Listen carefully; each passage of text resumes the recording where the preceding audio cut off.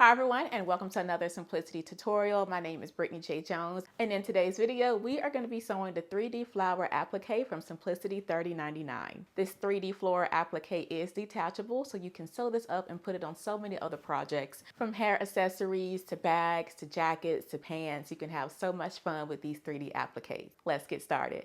To make a detachable gathered rose in two sizes, we will be using Simplicity S3099 for this tutorial. For pattern pieces, we will be using pattern piece number 7, 8, and 9. I do recommend making a copy of these pattern pieces, that way they stay intact, especially pattern piece number 7. Be sure that you transfer all of the lines and markings on the pattern, all the stitching lines, all the placement lines, and make sure that you cut out the appropriate number of fabric pieces and interfacing pieces for the base. To cut out the flower, you want to have 2 of your fabric pieces right sides facing. Transfer your markings onto the wrong side of the fabric, and then once you lay your pattern piece back on top, you will cut along the solid line to cut only the part of the flower that we will need to create the rose. To cut, I am going to use my rotary cutter, but if you feel more comfortable with scissors, then you can definitely use those. Just make sure that you get nice clean cuts as you're cutting along the solid line. I also added some additional pins just to make sure all the layers stay together. Once you have it all cut out, you can discard the piece that says cut out, and this is how your flower should look.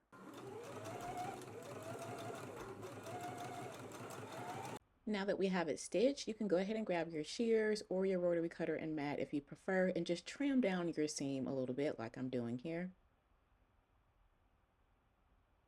Once you have it trimmed, go ahead and turn the flower right side out. You can give it a press, and then we're going to baste 1/4 inch from the raw edge. So first, go ahead and turn it out, right sides out like I'm doing here, and then you can go ahead and give it a press, and then you will baste the inner raw edges together.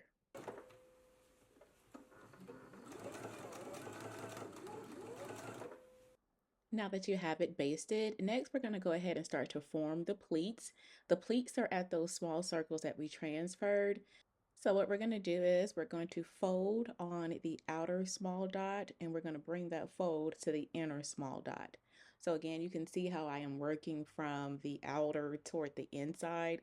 So again, starting at the outer small dot, you will fold there and then bring that fold to the inner small dot like so, and then just continue doing that for all of the other dots on the fabric. Now that you have all of the pleats pinned, we're going to be using a hand stitch, a long running stitch with heavy thread. For the thread, I'm just using some basting thread, but if you have another type of heavy thread, that would be fantastic to use. And we're just going to hand gather the lower edge right along the 1/4 inch seam line. So you're going to do a long running basting stitch along the 1/4 inch seam line that we already created. And then you're going to do another one at 1/8 inch from the seam line within the seam allowance. You can choose to do this by machine if you prefer to use your machine to gather. I made an additional flower and I basted that one by machine. So again, you can do machine or by hand. But right here, I'm just using a long running stitch with heavy thread, and I'm just going to hand gather the lower edge.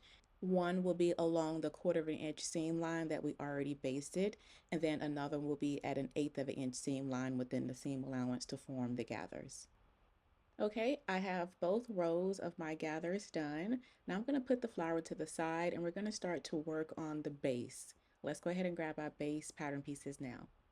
For the base, you are going to interface the wrong side of one, and then with wrong sides together, then you are going to stitch at 1/4 inch seam allowance along the raw edge, and then you can finish it off with a zigzag stitch or with an overlock serger machine. So I'm just going to go ahead and pin them together. Again, you should have interfaced one of the pieces, and you should have them wrong sides facing. So the right side of the fabric should be facing you. I'm going to go ahead and stitch this one now at 1/4 inch seam allowance. Once you have your bases sewn, they should look like this. Next, we're going to go ahead and transfer all of the placement lines onto your base pieces. So I have transferred some little dots here, but I'm just going to go ahead and fill them in. Again, these are the placement lines. So we're going to be placing the flower on these lines to stitch them in place. So go ahead and transfer all of those markings from the base pattern piece onto the base fabric, and then we can start to pin the flower onto the base. To create the small flower, you should be using the small base, and we're going to use one of our flower pieces. Just start to pull up on those gathering threads to start to gather the flower, and then we're going to start placing the seam line, the 1/4 inch seam line, along the placement line on the base, and that's going to help us to create the flower. So just take your time and go ahead and create your gathers. I do recommend getting a nice even gather and distribute the fullness, and that's going to give you a really nice flower. So just take your time, gather everything up, and again, you're placing the seam line, 1/4 inch seam line, along the placement line on the base. This does take a little bit of maneuvering, so just be patient, and again, make sure that you have some really nice gathers. Once you have the small flower gathered up to your liking, you're going to repeat those same exact steps to do for the large flower, except for this one, you're going to be using 2 of pattern piece number 7, and you will start to pin the flower to the base. Again, you want to place that 1/4 inch seam line along the placement line, but you're going to start at the inner placement line for the large flower and then just kind of start working your way out. I did it backwards here in this clip, but again, start on the inner placement lines and just work your way out on the large flower. Again, remember to just distribute the gathers evenly. Once you have both of your flowers to your liking, you can go ahead and baste them in place, and then you can stitch them, stitching along that placement line and seam line at a 1/4 inch. I do recommend stitching this by hand, that way you have more control, but if you would like to use the machine, you absolutely can. I made a few of these, but one thing that I found really helpful was to go ahead and secure the center of the flower. That way I had a nice, clean, and really pretty center. And once I had that secured, and as you can see, I just did a little straight stitch just to secure the center. Then I started going around the placement line and seam line, stitching it down at a 1/4 inch. But that's totally up to you and it's optional. I just wanted to share with you all a tip that helped while I was creating the flowers. Let's go ahead and stitch them along the placement line now.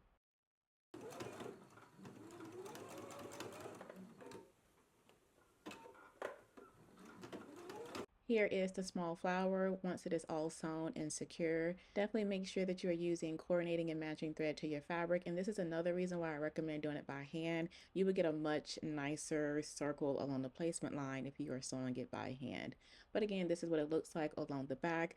This is what the small flower looks like. And I'm really happy with how the center looks. I'm going to show you an example of what a previous flower I created looked like. And you can see how the center didn't quite form that well, and it's a lot smaller too because the gathers, I didn't pull them up as much. So again, really pull up on those gathers and then really turn in that center to really form it so that you'll have a nice center of your flower.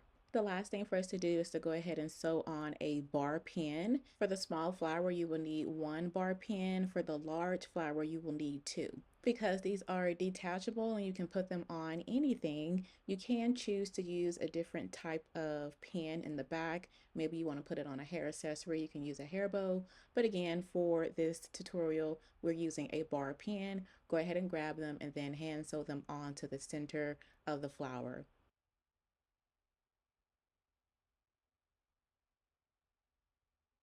Once you have your bar pin sewn on, you are all done making your detachable flowers. Well, that is all for the 3D flower applique video. I really do hope that you found it helpful. Again, you can do so much with these detachable 3D flower appliques, so go ahead and be creative. Until next time, blessings everyone. Bye.